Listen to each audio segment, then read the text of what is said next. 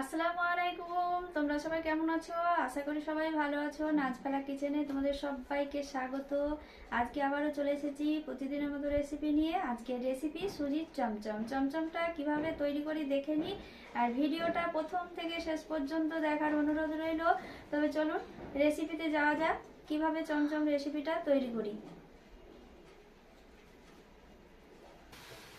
চমচমটা এতটাই সুস্বাদু খেতে, আপনাদেরকে বলে বোঝাতে পারবো না যে কতটা সুন্দর হয়েছে। তো আপনারা এইভাবেই হুবহুবভাবেই তৈরি করবেন, একদম অসাধারণ খেতে হয়েছে।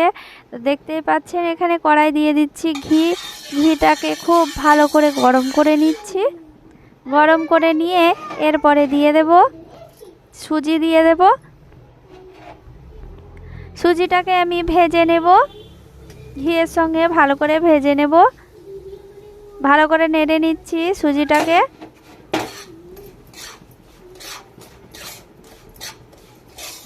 ঘিয়ের সঙ্গে সুজিটা ভাজলে ফ্লেভারটা খুব সুন্দর হয় আর খেতেও অসাধারণ লাগে।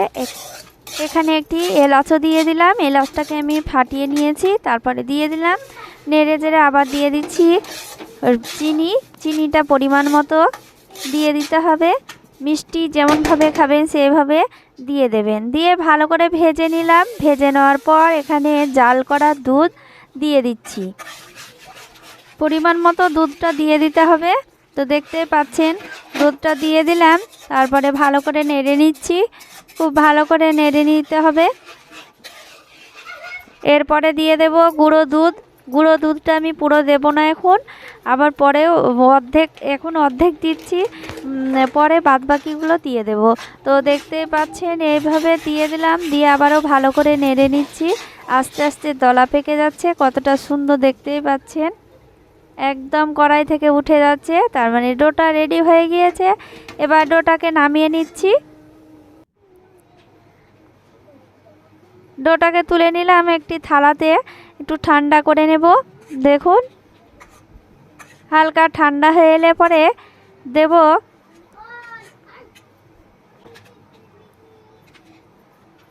শুকনো গুঁড়ো দুধ, দিয়ে দেব বাকি যে দুধটা ছিল সেটা দিয়ে দিলাম।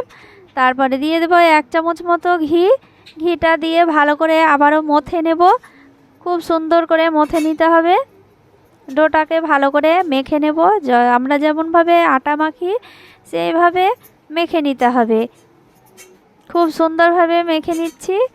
এইভাবে হাতের তালুতে এভাবে চটকে চটকে মেখে নিতে হবে।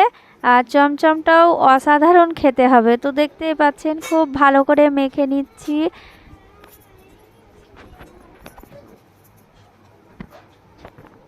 দেখুন ডোটা রেডি হয়ে গিয়েছে, কতটা সুন্দর হয়েছে দেখুন। একদম মোলায়েম একটি ডো তৈরি হয়ে গেল, অসাধারণ একটি ডো। দেখুন এই রেসিপিটা অসাধারণ খেতে। তো দেখতেই পাচ্ছেন এবার মিষ্টিগুলো বানিয়ে নেব। ছোট ছোট করে লেচি কেটে নেব, সবগুলোই সমান করে কেটে নেব। সবাই মাপ করে কেটে নেয়, আমি দেখুন এইভাবে কেটে নিলাম। সব সময় বাড়ির সংসারের কাজ করতে যেমন তাড়াতাড়ি হয়, সেইভাবেই আমি হাতে নিজেই সমান করে কেটে নিলাম। কোনো মাপ করে কাটলাম না, হাতেই মাপ হয়ে যায়। তো দেখতেই পাচ্ছেন এইভাবে হাতে ঘুরিয়ে গোল গোল করে প্রথমে গোল করে নিলাম, তারপরে এইভাবে ঘুরিয়ে নিলাম। 2 হাতে দেখুন কতটা সুন্দর হয়ে গেল, একদম লম্বা হয়ে গেল। দেখুন কতটা সুন্দর লাগছে দেখতে। এইভাবে চমচমগুলোকে এভাবে তৈরি করে নিচ্ছি। দেখুন খুব সহজভাবে, খুব সহজ, সবাই তৈরি করতে পারবে। এতটাই সহজ, ছোট বড় সবাই তৈরি করতে পারবে। তো দেখুন এইভাবে আমি সবগুলোই তৈরি করে নিলাম। এতটাই সুন্দর হয়েছে দেখতে। দেখুন সবগুলোই সমান হয়েছে একইভাবে। দেখুন সবগুলোই তৈরি করে নিয়েছি। এরপরে ভাপিয়ে নেব, চলে যাব রান্নায়। এখানে কড়াই চাপিয়ে দিয়েছি, 1 গ্লাস মতো জল দিয়ে দিয়েছি। তারপর একটি বাটি চাপিয়ে দিয়েছি। বাটিটা জলের ওপর উঠে যাবে, তার জন্য আমি বাটির মধ্যেও জল দিয়ে দিয়েছি, যেন জলটা ফুটবে ততক্ষণ বাটিটা যেন না উঠে। তো দেখতে পাচ্ছেন 2 থেকে 3 মিনিট ভাপিয়ে নেব। ওরই জন্যে আমি বাটিটায় জল দিয়ে দিয়েছি। দেখুন কতটা সুন্দর লাগছে দেখতে। এবার নামিয়ে নেব। 2 মিনিট হয়ে গিয়েছে। নামিয়ে নিয়ে এখানে আমি মোয়া বা খোয়া ক্ষীরটা এইভাবে দিয়ে দেব। এই যে দেখুন খোয়া ক্ষীরটা লাগিয়ে নিয়েছি। এবার একটু অল্প করে ছড়িয়ে দেব। দেখতে সৌন্দর্য হবে আর খেতেও অসাধারণ লাগবে। তো দেখতেই পাচ্ছেন বন্ধুরা কতটা কম সময়ে আর অল্প উপকরণ দিয়ে রেসিপিটা রেডি হয়ে গেল। একটু অসাধারণ মিষ্টি চমচম রেসিপি। তো আপনারা বাড়িতে অবশ্যই তৈরি করবেন। বন্ধুরা সুজি কিনতে অনেক দূর যেতেও হয় না, আর মুদিখানার দোকানে এই সুজিটাও পাওয়া যায় সব সময়। তো বন্ধুরা এই অল্প উপকরণ দিয়ে আর অল্প খরচে এই রেসিপিটা তৈরি করা হয়, আর সুজিরও বেশি দাম না, কিন্তু খেতেও অসাধারণ এই মিষ্টিটা।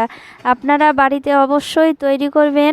আর রেসিপিটা ভালো লাগলে লাইক কমেন্ট শেয়ার করবেন।